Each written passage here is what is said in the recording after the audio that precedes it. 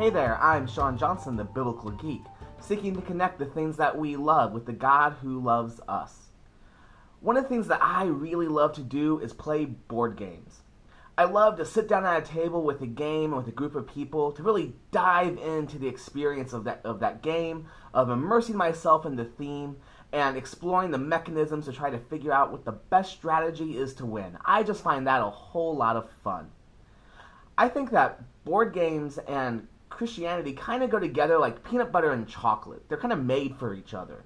Because board games are all about facilitating relationships.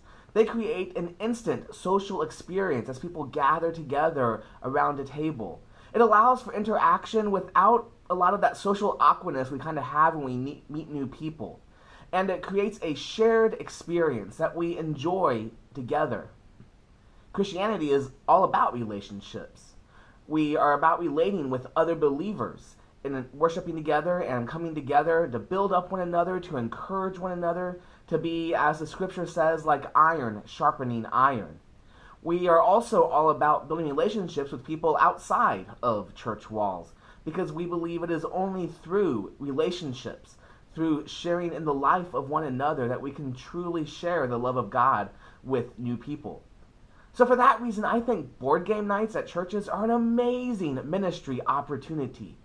They're just a natural way to get people together, to create these fellowship opportunities, and to begin to foster and build these relationships. Now, we have been just blessed in the past few years with a bonanza of incredible board games. Games that many people have never heard of, but they're games with very rich themes and very engaging mechanisms that can really just draw people in and are really so much fun to play. But having the wrong game on a board game night can really be detrimental. If no one's having fun, then it's not doing a good job at building those relationships. When it comes to modern board games, the modern gamers, there are some games that we consider gateway games that I don't think always work very well at a church board game night. For example, Ticket to Ride is a game that many gamers would consider very easy and basic, but it can be kind of intimidating if you're not much of a gamer, don't have much of experience with these new style of games, because it's got this big board, a whole bunch of train pieces, a lot of cards. Settlers of Catan is another game that a lot of people consider a gateway game, but it can also be intimidating, and it has a very long play time that can really turn off brand new gamers. So here are the top 5 games that I think are great for a church board game night. I've used all of these games in church game nights, and they've gone over really well. And I'm going to present them in descending order for dramatic effect. So my number 5 game is probably my biggest surprise. It is Coup. In this game, the goal is to be the last person left standing. Everybody has 2 roles that kind of also serve as your life, and you're trying to eliminate other people's cards to be the last one left with any cards left in the game. This is a game that is all about deceit and bluffing.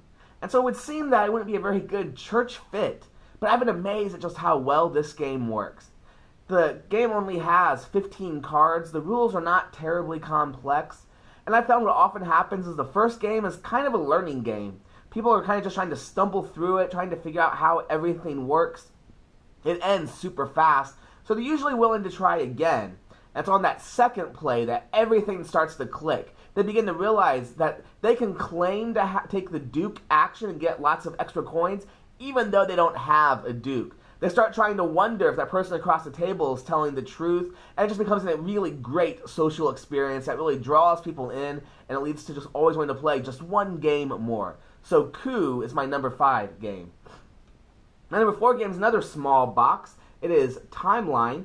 Timeline comes in a whole bunch of different varieties. This is American history, but there's also world history, movies, art, all kinds of different things. In Timeline, people have cards, and these cards have a title, they have a picture, and the goal is to put the cards in a timeline in chronological order. Be the first one to get rid of all of your cards by placing them correctly, and you win. This game works really well at game nights because it hits on a major theme. When people think about games, they often think about games like Trivial Pursuit. And no one wants to be the person who feels unintelligent by playing Trivial Pursuit. But Timeline is a game that everyone kind of feels like they can play because it's easy to visualize that timeline. You can make a lucky guess. It plays really fast. The game is over in like 10 minutes, and that's a long game of timeline. So this really hits that trivia game category, and again, I found it working really well. Our number 3 game is the biggest box I brought, Rise of Augustus. This game is probably also the most complicated game on this list. It's got a few different things going on in it, but the reason why it works so well because its base mechanic is very similar to bingo. People have cards, and they're trying to match symbols on these cards as these symbols are being called out.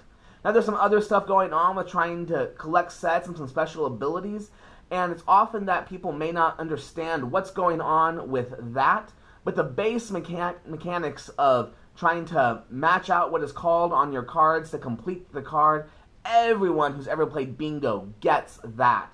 So even if a brand new gamer kind of stumbles through the rest of it, they can easily relate to this base mechanism the whole game is built on. And so this has worked really well with people of all ages and people of all experiences.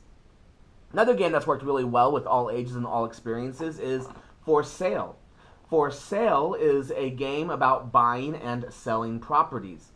This is a great game to use because I can say this game is kind of like Monopoly, except for no one ever gets eliminated. It's going to be over in 20 minutes, and there's no going to jail, no building hotels. It's a lot nicer. And For Sale, first half of the game, people are buying these properties, and the second half of the game, they're selling the properties to make money. It's very intuitive. It's, again, very fast playing, and it's a game that people can relate to because it does kind of have a similar feel to that ubiquitous game of Monopoly. And it's a game that everyone tends to like.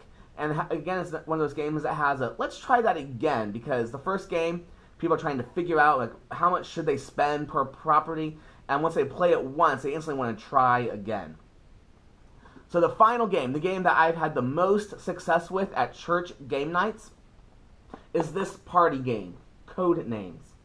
This game works extremely well because it is a team game.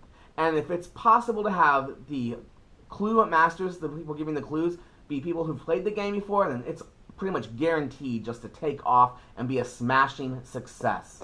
In this game, the teams are trying to guess words that are on this grid of cards, and the clue giver knows what words they want their team to guess. So they have to give a one-word clue plus a number of how many different words on the grid the clue relates to. This game creates a lot of discussion among the teams. It creates a lot of competitions. They go back and forth trying to be first. And quite often after playing one game of Codenames, then immediately someone wants to play another game of Codenames. Only this time they want to try to be that spy master and give the clues and see how that goes. Codenames is a great success at a church game night. This again is a game that works with all age levels. I've been especially impressed with how much older non-gamers have really taken to Codenames. Well, so those are my top 5 games for a church game night. If you're thinking of hosting a game night at your church, I don't think you can go wrong with these 5. I hope this video was helpful to you. To find out more ways that our faith connects with the things we love, you can look us up at biblicalgeek.com, and you can follow us at Twitter at biblicalgeek. Hope to see you there, and thank you for watching.